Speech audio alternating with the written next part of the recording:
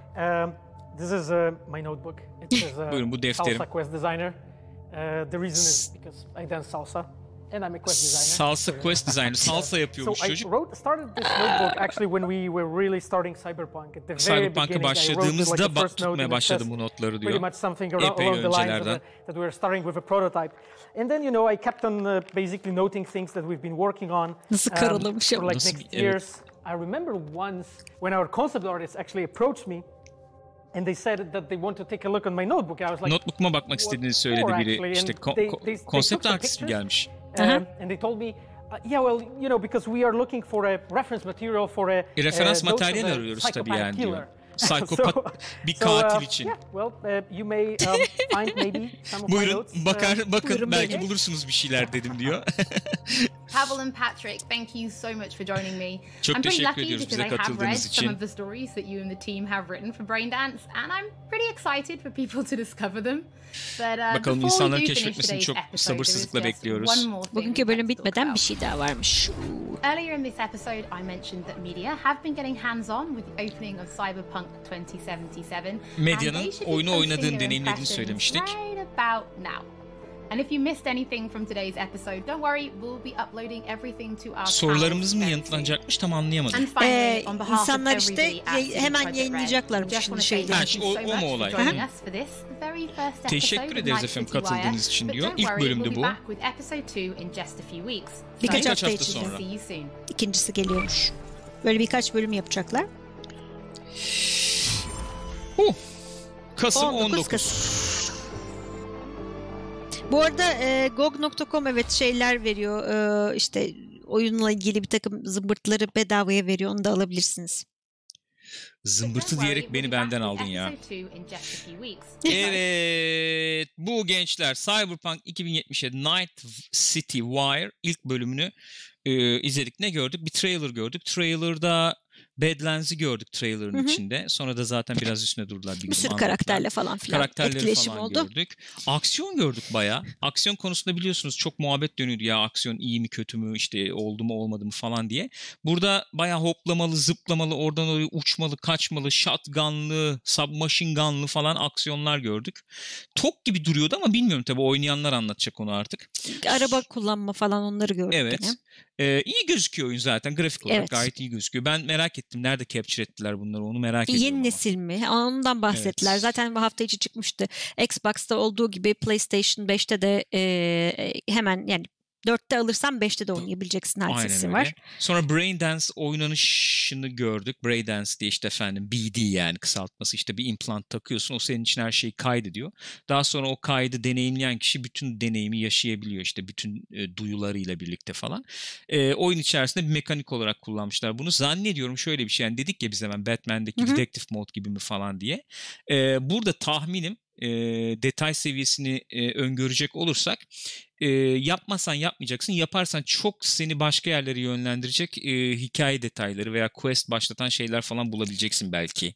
Artı bu tabii araştırmayı yaparak. Gene Batman olayına benzer şekilde ipuçları bulup oradan yürüyebileceksin de anladığım kadarıyla.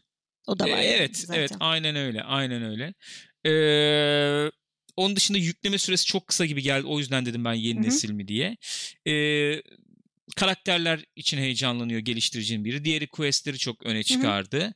Bir 2022'de gelecek animesi olacak Cyberpunk'ın. Netflix'e gelecek. Neydi Cyberpunk? Edge Runners. Edge Runners galiba. Onun haberini aldık. İncelemelerde yayınlanmaya başlayacak sitelerde şimdi. Evet. Lealendix demiş ki NPC'leri nasıl buldunuz? Çok merak ediyorum fikrinizi. Bana çok jenerik geldi NPC'ler. Hepsi maço karakterlerini yansıtan custom designları pek yaratıcı değil demiş. Yani şöyle bir durum var. Belki onu da ekleyebiliriz zaten.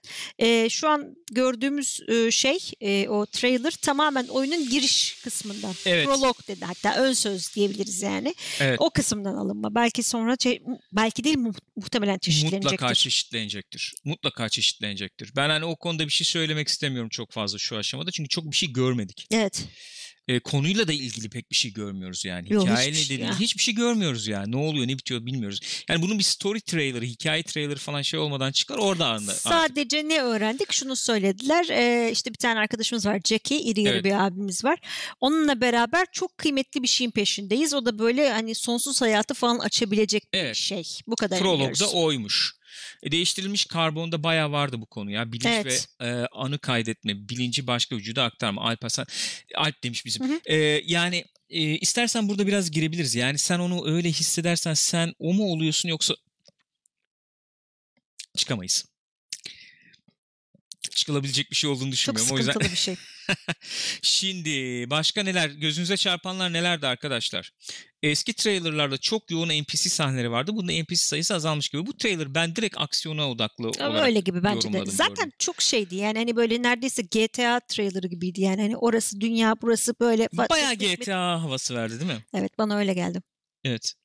Öyle bir şey veriyor. Hava veriyor sanki. Biraz da böyle esprili hani he falan evet. vardı. Lerenix demiş, yaratıcı bir karakter tasarımı görmedim. Klasik pasaklı fütüristik tasarımı biraz daha az olur diye düşündüm ama gösterdikleri videodaki her şey başka oyunlarda gördüğümüz tasarımlar.